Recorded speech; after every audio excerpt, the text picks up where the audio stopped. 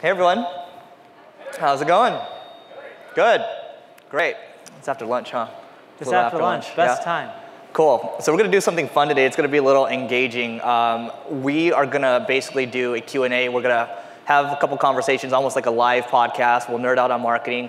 What you see on the screen right there, if you go to singlegrain.com/NextCon, you can ask whatever questions you want. You can actually upvote and downvote questions. So you can see right now we have a couple, the first question up there has 8 upvotes already. What we're gonna do, we're gonna try to keep it really tactical and give you guys things to do from a B2B perspective to help you grow your business. I mean, it's what Neil and I do every day on the Marketing School podcast, so feel free to listen to that. We just like talking about marketing.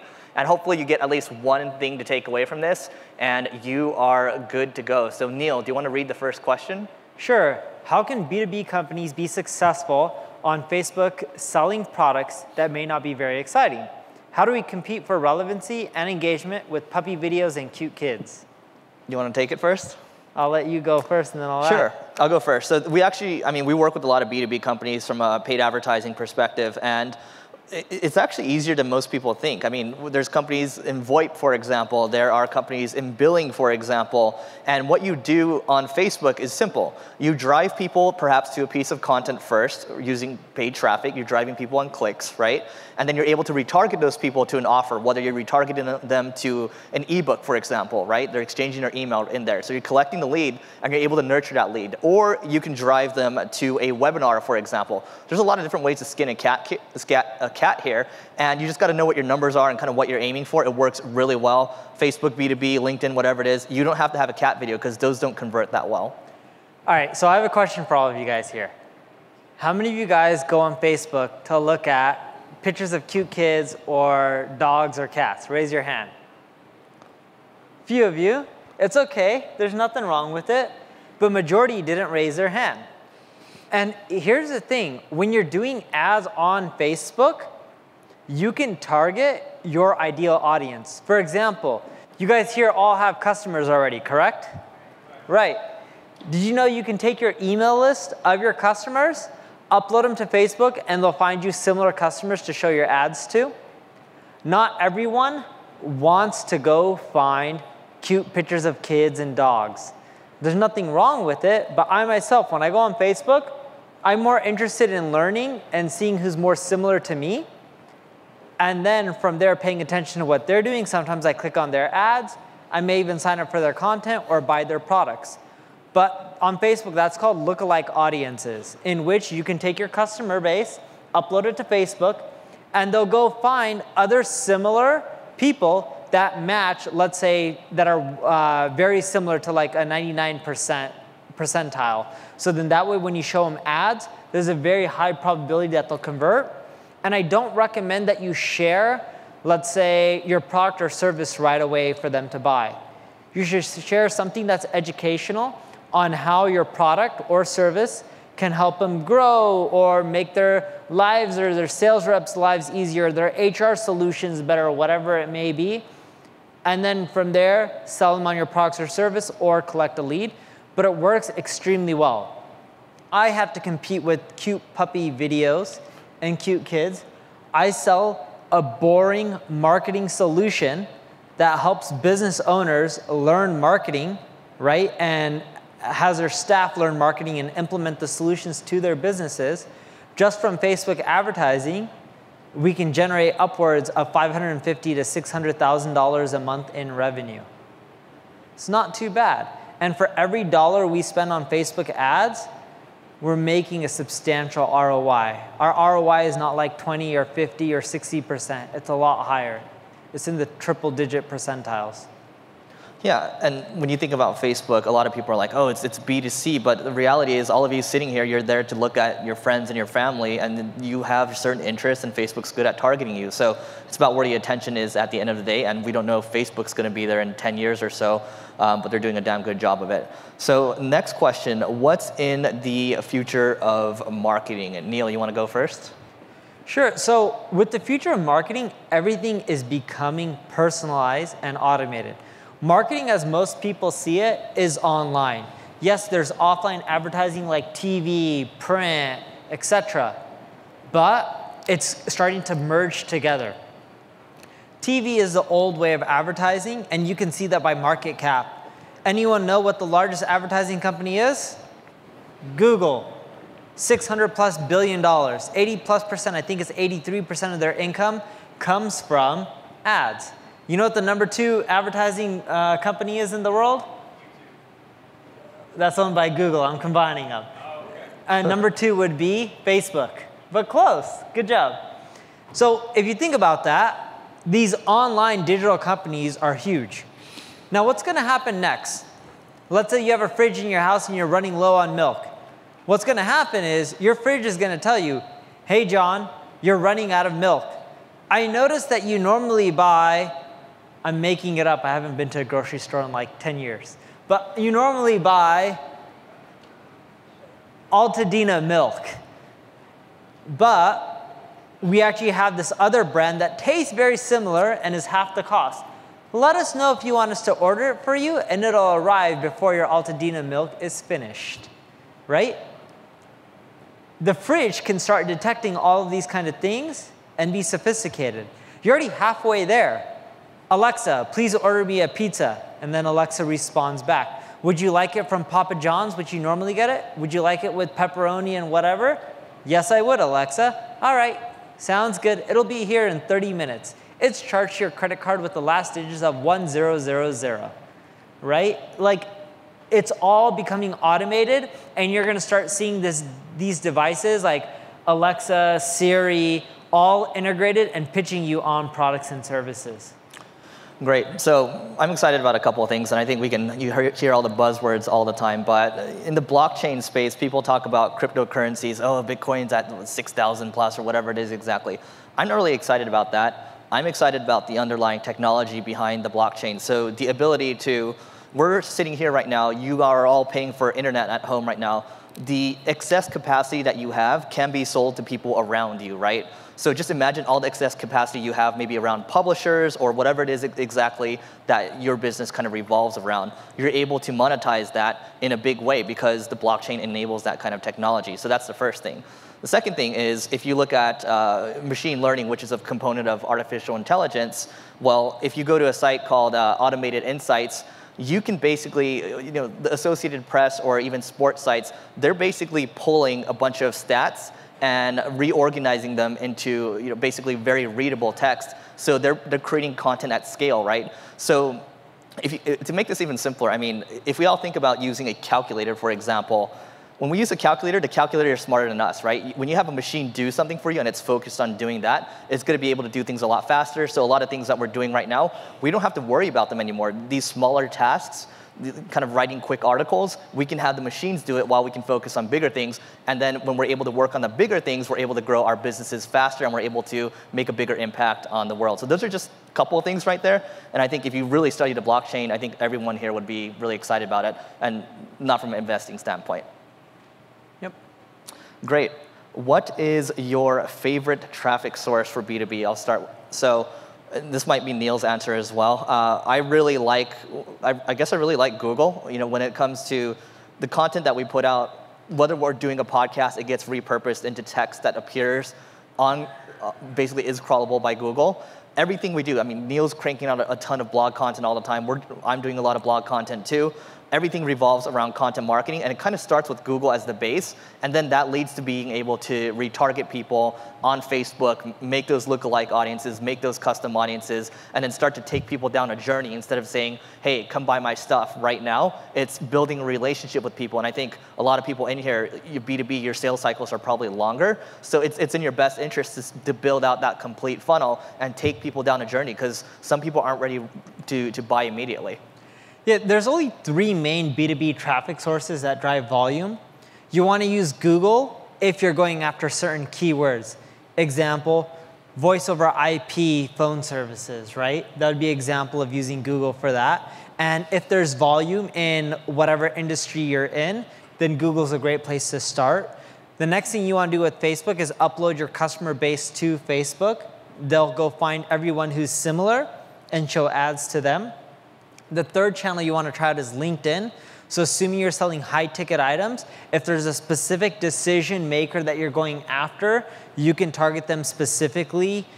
People who are, let's say, the director of marketing, the director of HR, whatever it may be, and show them ads for your products or services. So those are the 3 main channels you want to start with, and that's how you should use them. Great. And one final point to touch on LinkedIn. I mean, since the Microsoft acquisition, you've been seeing a lot of changes happening in the algorithm. People are writing these short form posts that are getting tons of engagement. We're talking, maybe 1,000 words or so. I think I saw you write something the other day, Neil. And some people are showing like these posts really short, they're getting up to 1 million or 2 million views. So if you pay attention to LinkedIn, I mean, video ads are coming. They've just got a lot of stuff that's in the works. And I think everybody in here probably could be taking advantage of it. Yeah, as people who are working in the entrepreneur business field or corporate world, we look at what's out there and what's shiny. A good example of this is everyone talks about Google and Facebook. But what you also need to look at is who else is big enough but isn't the leader. What I mean is if you look at LinkedIn, they're not the leader. They're not the #1 social network. They're not the most popular site on the web, but they're fighting for your attention. How many of you guys go on LinkedIn for fun? Few of you, probably 2 to 3% in the room. Very small portion, raise your hand. So what do they have to do? Because everyone, when you upload pictures, where do you upload them first? Do you upload them to LinkedIn or do you upload them to Facebook or Instagram? You're gonna go with Facebook or Instagram. Because companies like LinkedIn are fighting for your attention, if you actually give them the content, they're much more likely to spread it and make it go viral, even if it's mediocre and it's not as good. So the point I'm trying to make is, when you're thinking about marketing, look for the networks, the channels that have your potential customers that aren't as popular, and because they're trying to fight to be that #1 place, they're much more flexible. Neil, what are your favorite marketing tools? Ooh, I use Google Analytics. This question is actually better for you because you use more marketing tools than me, but I use Google Analytics. I use Google Analytics. I really don't use a ton of marketing tools. Like, there's some, like SEMrush.com. It tells me what my competitors are doing and how much traffic they're getting. I also use What Runs Where, and that ends up telling me where my competitors are buying traffic from. I use BuiltWith, that shows what technology my competitors are getting, like what technologies my competitors are using. And the last tool for me, and I'll pass over to Eric because he has way more than me, is a company called Datanyze. Have you guys heard about that? It's amazing in B2B because what Datanyze will tell you is, let's say you give them a competitor, they can usually tell you all the companies of your competitors and who signed up with them and who dropped them. Which means like, oh, so-and-so was using X, Y, and Z service. At this date they started and then they dropped them at this date. And that means your sales reps can go in and try to close them because you know they're no longer using them. Yeah, we love Datanyze. I mean, using it from multiple perspectives. So what Neil just mentioned, we're building on a B2B SaaS tool right now. It's a marketing tool, and we can see we're basing it based off people's traffic, right? So we can look at their Alexa score or their SEMrush rankings as well. So you can find these people, and then they'll give you a list of people, and then what you can do afterwards is it'll give you a list of people to reach out to on LinkedIn. You could use a tool called Duck Soup. So that's spelled D as a dog, U-X, and S-O-U-P, Duck Soup. It's a weird name, I know. I think they're Ukrainian or something. But from there, Duck Soup will automatically visit these people's profiles, and you can collect the email as well. So you use that, that's $15 a month. It's nothing, ultimately. And from there, you can load all those emails into Outreach. So I'm actually kind of going into sales right now, but you can also use it from a kind of marketing outreach, like podcast perspective, too. So use a tool like Outreach, and then Outreach will help you send emails out automated. You can put them into a sequence, and almost like you're using MailChimp from an outbound perspective, and then you're good to go. A couple other tools I'll list off because we can go all day on tools. But Neil mentioned SEMrush. A tool that Neil and I both also use every day is Ahrefs. So that's spelled A-H-R-E-F-S as in sugar. And that tool allows me to look at my competitors' keywords, what they rank for, what their SEO strategy is, what the content gap is, so what competitors are ranking for, but I'm not ranking for, and just a whole host of other things. These tools are so worth it. They pay for themselves. That's why we look at it every single day. They probably should be charging more money. And BuzzSumo is another one that we look at quite often to look at. Let's say, for example, I'm writing about content marketing. I can search content marketing. I can look at the most shared articles. I can try to make something that's 10 times better. And from there, I can ask all the people that have shared or linked to the top pieces of content marketing pieces on BuzzSumo and ask them to share it as well. So it's also really good for tracking your own brand. And Neil, we can wrap this up, but why is it important for people to look at their brand nowadays? Sure. So Google is trying to figure out how to rank companies. You have BMW and you have General Motors. They're both car companies. How does Google know which one to place at the top? They're typically going to place the company with the strongest brand at the top. So they're looking to see how many people are typing in the brand name into Google and then clicking on their result, because that shows Google how strong a brand is, and they give them special treatment when it comes to their rankings. So you want to build up a brand. And you can do that in many different ways, from throwing conferences like this one, to doing advertising, to creating content, to participating on the social web. But Eric Schmidt, the old CEO of Google, once said something like, brands is a great way to separate the junk from the quality companies. I'm butchering his quote, but it was something like that. Next question. What are some unconventional marketing tactics that you have tried? So I can go first. I remember back when I led growth at an online education startup called Treehouse, we taught people how to do web design and coding online. And what we did to try to jumpstart growth was we basically got to our PR person and said, hey, we want to get something on TechCrunch, and mentioned that we're giving 5,000 accounts away to students in different universities or maybe a certain age. And that thing took off. That's what really jump-started our growth. I mean, we got that TechCrunch piece, and then we got 5 other pieces. One was like Inc. magazine, for example. And we were stagnant before that. Our growth was flat for 2 years. I joined a little kind of towards the end of the 2 years. And then from there, we kind of catapulted up, and they're a $100 million company today. How many of you guys sell products or services for over a few $1,000s? Decent amount, a lot of you actually. So even if you sell lower end ticket items, but a lot of you guys have sales, is that correct? One thing to do is when your sales reps email people, they can pixel people using a remarketing pixel or retargeting pixel. You know, when you land on a website like Amazon or Overstock and then you browse the web, you keep seeing their ads over and over again. They pixeled you. And you can put a pixel in an email.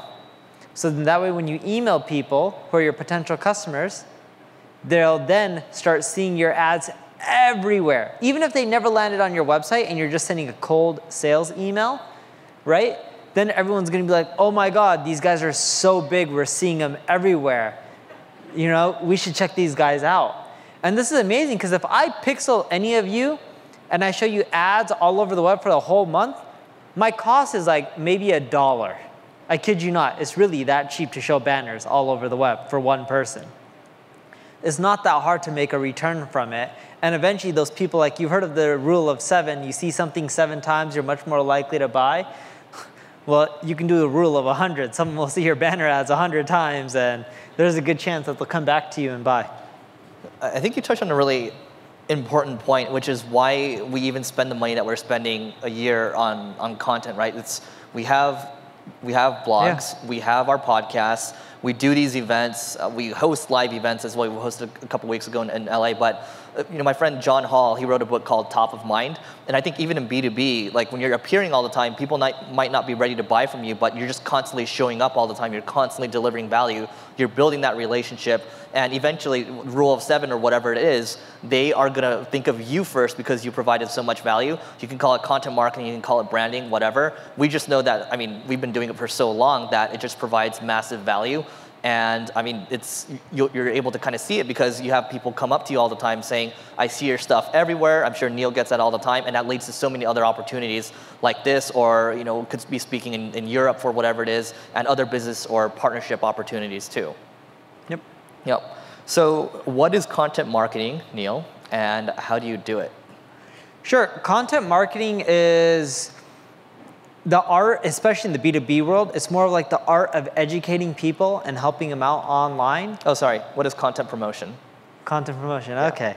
So content promotion is, you have content on your website, whether it's a blog post, images, and then you're taking that, or videos, whatever it may be. It could even be audio files like podcasts, and you got to push it out there so people read it, or watch it, or listen to it. And content promotion is part of content marketing. And what most people get wrong in content marketing isn't creating the content. Sure, content could always be better, but they forget the marketing part. Just because you create content doesn't mean people are going to read it and share it and talk about it. And what I've learned over the years, and Eric has seen this, is you should be spending at least at the beginning, for all of you guys here, because I bet none of you guys have how many of you guys have a social following of over 100,000 people? Good for you. Okay, but one person. So most of you promote your content, what's going to happen? No one's going to see it. The quickest and easiest way to promote your content is, let's say you mention another company or a brand or a stat, and when you're mentioning these things, you're linking out. You're not necessarily mentioning your competitors, but you're backing up and citing your sources whenever you're creating content. You should just email those people and say like, hey John, love what you're doing, so much so that I even mentioned you in my latest blog post. Feel free to check it out here. If you like it, feel free to share it on Twitter or your favorite social network. Cheers, Neil. It's that simple. When someone mentions you in their content and they tell you, almost everyone is going to respond with, oh, I'm flattered. Thank you very much. Why wouldn't I want to share an article out, that when you just promoted me, right? Like most people are going to say yes. And that's an easy way to get a lot of traffic to your content.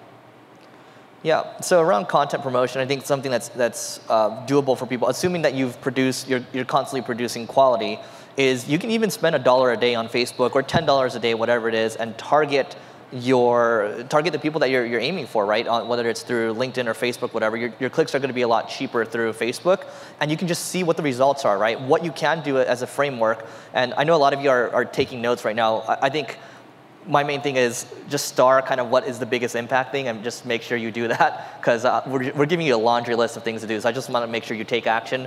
But anyway, going back to what I'm talking about around the framework. So you look at your Facebook Insights, and what you do is you look at what has a high engagement rate. So whatever's getting likes, comments, shares, or whatever, and then you divide it by the impression count. Whatever you have that's getting over a 10% engagement rate, you are going to promote that piece of content. You're looking for unicorns, right?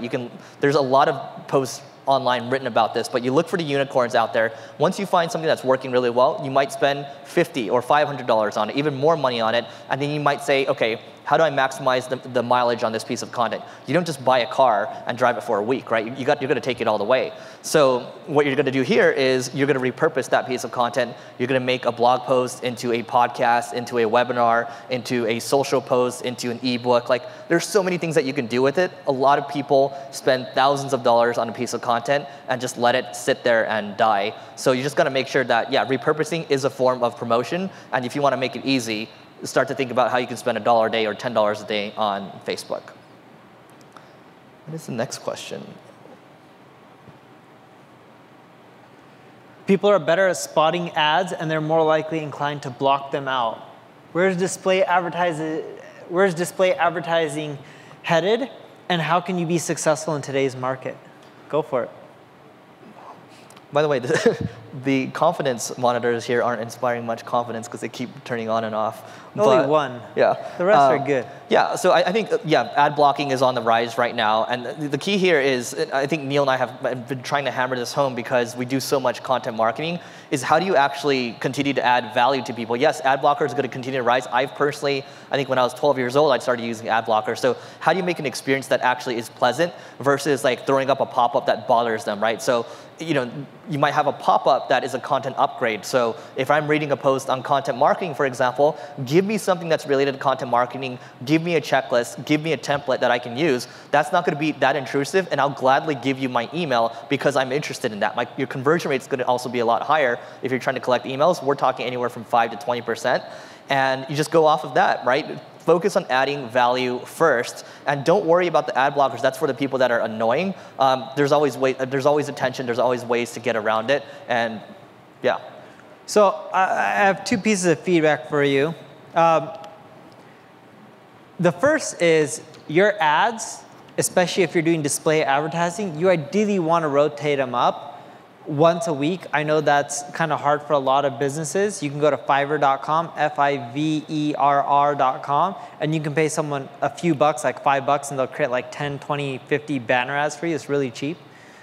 And if you keep rotating them up, people won't get banner blindness. If you show the same ad over and over and over again, people will start ignoring it. The second tip I have for you is, don't worry about this. Facebook is continually increasing in stock price. I hope some of you guys own their stock. They've been crushing it. Google, stock price has continually gone up too. Where do they make all their money? Ads. Facebook, all display ads. Google, a large portion is display ads because they put them all over the web. They acquired DoubleClick. They do a ton of display advertising. They just don't make revenue just from Google search. A lot of it is from display. If there's ad blockers and everyone stopped clicking on ads, what would happen to their stock? It would go down. So sure, maybe many of you guys are ignoring the ads, but that is not the majority of the people. If that was the majority of the people, their stocks wouldn't be going up. Google and Facebook, in most cases, make their money from a cost per click model. Someone clicks on the ad, they charge you. Someone doesn't click on the ad, they don't charge you. So don't worry about it too much, because if you're worried about ad blockers and all this stuff, Google Chrome isn't going to want to keep promoting ad blockers left and right. Sure, they're going to start blocking ads that they don't like, yes, but that's in their benefit, because then they can keep their ads from showing up and everyone else is blocked, right? But these guys who are worth hundreds of billions of dollars, who make their money from advertising, who also control browsers, want to make sure that ads keep getting seen. Great. Next question, what would we suggest a B2B company do for SEO in 2018? So we've kind of talked a lot about it already, but I'll give you something tactical, because we all like tactics. Go Google, type this in later, Skyscraper Technique by Brian Dean. The idea behind that is basically, you're gonna, let's say you wanna rank for VoIP services, right? You look at the top maybe 3 or 4 results for VoIP services, and you create something that's 10 times better. So here's a really good example in real life. If you Google the keyword online marketing, guess who ranks #1 and #2 for it? This guy over here. If you click the #1 result, he's got a piece that is really well designed, and it's basically it's a hub page that links to like 12 chapters or so of content around online marketing. That's why it ranks so well. So that's the ultimate skyscraper piece, because it's 12, 13 pieces of content. It's well designed. And then if you listen to my podcast interview with him, Neil Patel, Growth Everywhere, he talks about how he spends a lot of money, we're talking 30 grand plus, and just gives this content away for free. That's how you win. You don't necessarily need to do it to that extent, but you can easily have a content manager on your team do that. And then afterwards, what you do is you use a tool like BuzzSumo again. You go to BuzzSumo and you search everyone that's talking about online marketing, and then reach out to those people, maybe build an outreach list of 100 to 200 people or so, load them up into like a duck soup, for example, load them up into outreach.io, and then you have a process going, get this process documented, hand it off to somebody, let them take care of it, and just keep tracking the results. I'll give you guys an easy solution for SEO in 2018. There's a tool that Google released years and years ago called Google Search Console. It's really old. You guys should all have access to it. If you don't, go sign up to it. It's free. Google will show you which pages on your website get the most impressions and which pages get the most clicks. Impressions are someone doing a search and they see your listing. It doesn't mean they click on it. It just means they see it. They could click, they may not. You'll see a huge discrepancy with impressions and clicks. In some cases, you'll have pages on your website that are getting like 100,000 impressions a month. That means 100,000 people are seeing that page, but may only be getting 500 clicks, right? That's a huge discrepancy. Go look for the pages that have the highest impression count and the lowest click rate. So you're looking for pages that have ideally less than a 2% click rate. Go into those pages and just make them better. Ask yourself, what would my ideal customer want to see? and just go make that page better. And in Google Search Console, Google even shows you all the keywords and phrases that you're getting those impressions for. And if you add them to your web page copy, like the content, or you add them to your meta tags, that's that title and description when someone does a Google search, right? They're meta tags. Then your rankings are going to go up, and you're going to get more impressions, and best of all, you're going to get way more clicks. It's super simple. It's a tool that Google gives you. You have little to nothing to lose by using it, and it's the easiest way to grow your search traffic, not just in 2018, but also today. Great. What's our opinion of the importance of AI chatbots to marketing? Are they fancy gimmicks, or are they powerful? So I think they're powerful, and I think they're here to stay. I find myself using Messenger a lot more nowadays. You can, not just Facebook Messenger, but even other apps, maybe Telegram, for example. So here's some numbers we can share around this. I mean, if you want to set up a bot, very simple. You can use a tool like ManyChat, and that's M-A-N-Y chat. And it's like $10 a month, or I think it's free maybe to get started. But think of it as an email autoresponder. Email list nowadays, I mean, how many of you have an email list? Just raise your hand really quick. Okay, so good amount of you, right? So when you think about sending emails right now, you're lucky if you can get your open rates to be, let's say, 20, 25% or so, right? In some cases, if you're really good, it could be a lot higher if you send really good emails. And then your click-through rates might be anywhere from 0.5 to 2% or so. If you're 2%, maybe if you're pretty good, right? So with these chatbots, think of it as another email autoresponder. Your engagement rates are actually a lot higher. We're talking anywhere from up to 94% open rates and 51% click rates or so.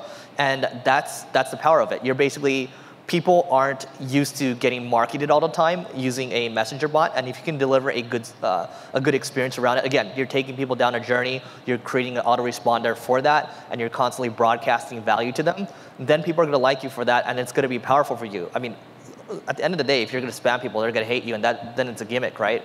But if you use it correctly, it's really powerful. Yeah, these chat services work extremely well, but everyone's going to get used to them over time, and the rates aren't going to be as great in 2018, and you're going to see drastic declines in them. Anytime there's a new marketing channel, the numbers are through the roof. Once people learn that they're being used to market, the numbers tank, just like anything else. It's like ads. You've seen them for so many years. You know they're ads now, and you're not going to click on them. But when you first saw Google ads and Facebook ads, you're much more likely to click. But now you've turned and you have banner blindness. Same thing will happen with chat. If you want to start off with chat, the best place to start is by putting it on your website, especially in the B2B realm. There's a lot of revenue to be made by just talking with people and finding out what their objections are when they're on your website and answering them.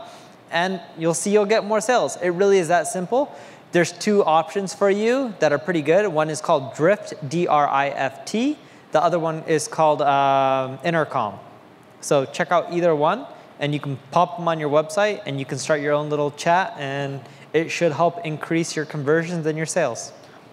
All right, before we go to the next question, Keith, do you think you can scroll up and press new? I just want to see what the questions are up there. And meanwhile, Neil, what marketing experiments have worked for you in the past year? So in the past year, a lot of the remarketing pixels in emails, we noticed a huge difference in close rates when we were doing a lot of that kind of stuff with our sales team.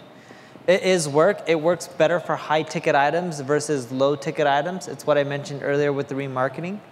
The other thing that's worked really well for us, and this is really simple, in B2B, we see competitors getting complaints on Twitter and the social sites, just reaching out to those people and being like, hey, you know, like, I notice you're not happy. Anything we can do to help? I'm not saying sell them on your product, just offer a helping hand.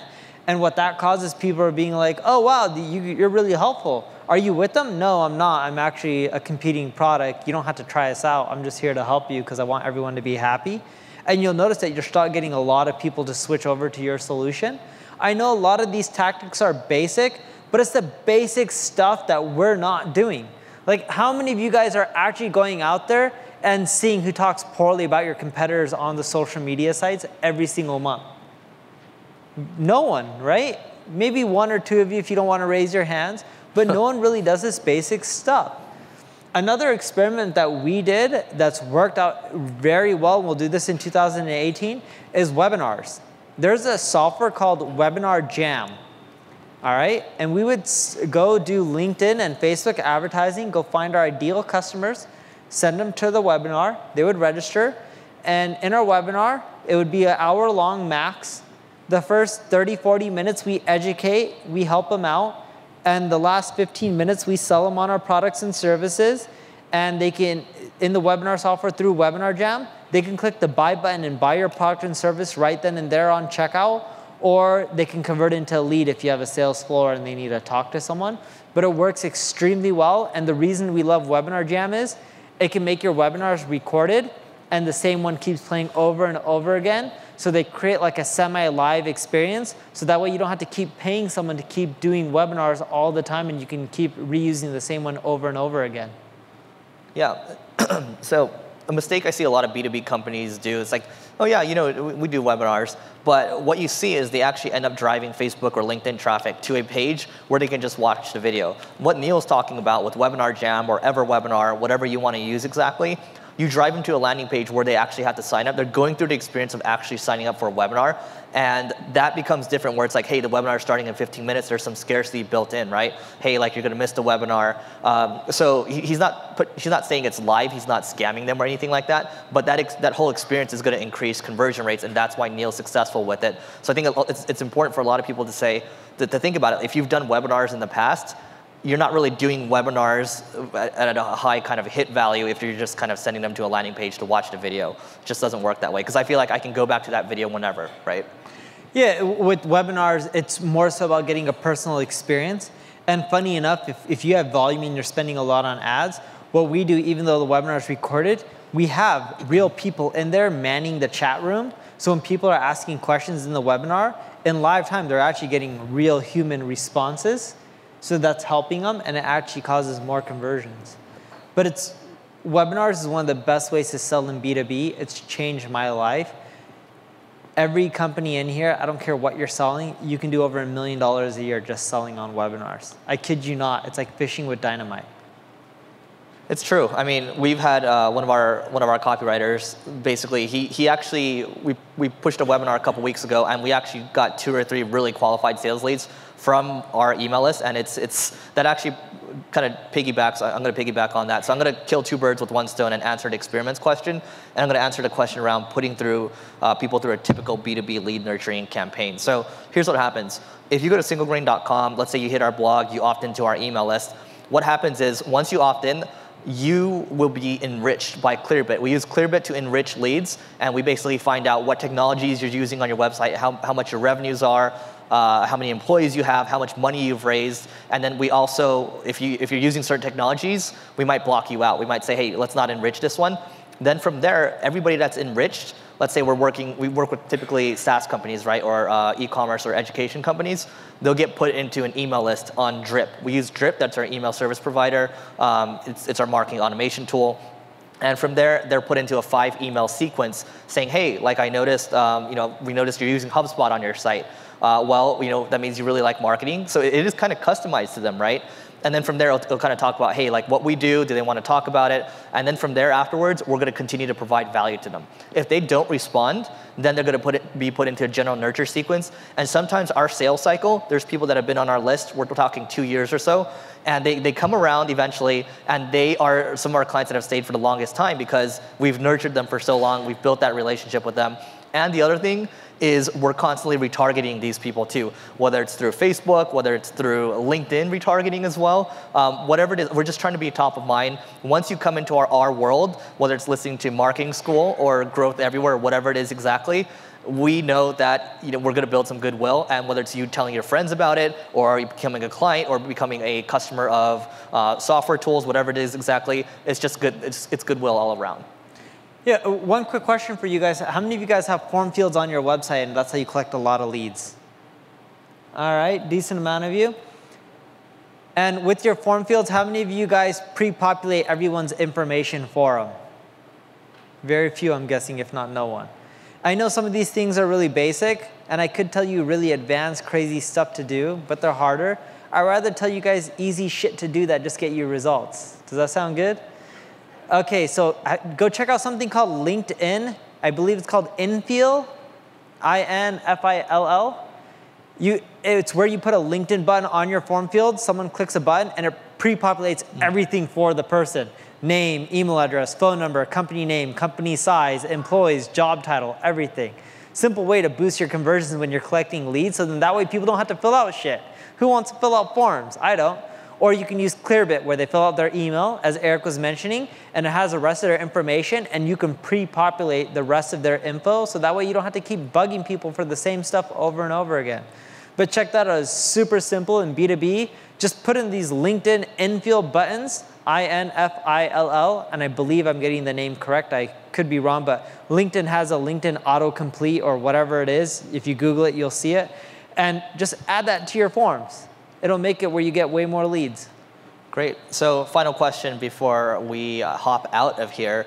What if your company is primarily a local service company, not a company with a national or international market? Any changes to your advice? Yes, I'll talk about it on one side and Neil can cover the other side. From a paid marketing perspective, again, we'll go to Facebook, we'll go to LinkedIn, whatever it is. You can just simply geo-target and lock in on whatever areas you're based in, and then just make sure that you're tailoring your message accordingly. So we worked with a restaurant chain called Harris Teeter. I mean, they're national, right? Or at least on the East Coast, so not really national. But anyway, so we targeted a bunch of groceries and we tailored the messaging towards each location. You just got to make sure you're doing that because people like customized messages a little more. The thing we do is when we're doing locals, we do the same stuff. We just focus all of the advertising on localized regions. When you're doing SEO, you focus on localized regions. There's not really much of a difference, although I would say local marketing is way more cheaper and affordable, but you also make a lot less revenue from it because there's more revenue if you go global or international. You know, just in general, when you're doing your marketing, I know we gave you guys a lot of stuff. You don't have to do all of it. Just take one or two of the tactics, implement them, and you'll see results, and then do more if you want. Like Eric and I do a lot, from podcast to content marketing to speaking. It's a lot, it's overwhelming. Just pick one or two things that you see on the list that are easy for you guys to do, and then just implement them and go from there. Don't feel overwhelmed. You don't have to do everything. Great, so that's it for us. Thank you so much for listening in.